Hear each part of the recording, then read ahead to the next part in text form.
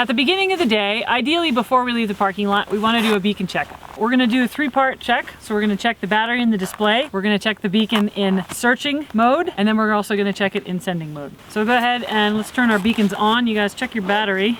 Go ahead and say what it is, and make sure your LCD screen is all copacetic. 100%. 100%. 85. Everybody's screen check workout. Yep. Yep. All right. So if you guys want to go into search mode, go ahead and take a step away from each other. So you can read to me what you see on your screen as I come in. 0.4, 0.3, 0.2. Cool. Jeff, same, go ahead and read. 7.4, 0.3. In both cases, as I'm bringing my beacon in, to make sure that the signal is getting smaller, so the number as I'm getting closer is getting smaller as I come closer to the beacon, bigger as I get far away. The reason I'm doing that is to make sure that his beacon is picking up my beacon, not somebody else that's in the area. All right, go ahead and switch into send. There's a handy mnemonic, end in send. That way these guys have put their beacon away for the day. I'm gonna go into search. And then the same thing, I'm gonna make sure that my numbers are getting smaller as I go in. 0.7, 0.5, 0.4, 0.3. Okay, Jeff, I got you.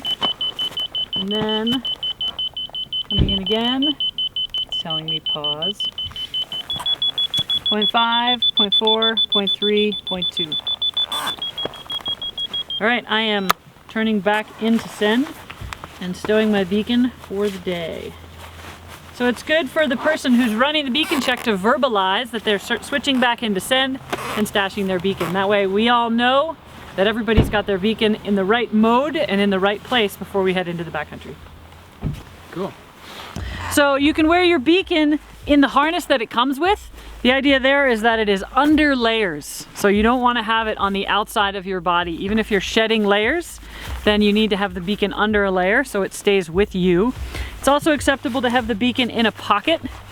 In a lot of pants these days, you can have a specific beacon pocket. It needs to be behind a zipper. It needs to be a designated pocket, so I'm not opening and closing this pocket for any reason other than my beacon check. I'm not storing chapstick in there or sunscreen or anything. So a lot of electronic devices have been found to interfere with beacons in search and in send mode. In general, you're gonna follow the beacon's manufacturer about the minimum distance of any device that sends and receives a signal and your Avalanche beacon.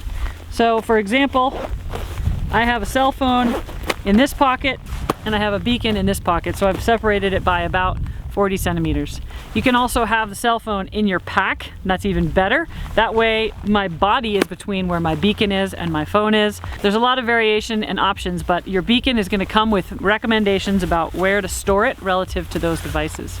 Keep in mind, it's anything that sends or receives a signal. Cell phones are the worst offenders, but also radios, GoPros, anything with Bluetooth, GPS can also interfere with how your beacon functions.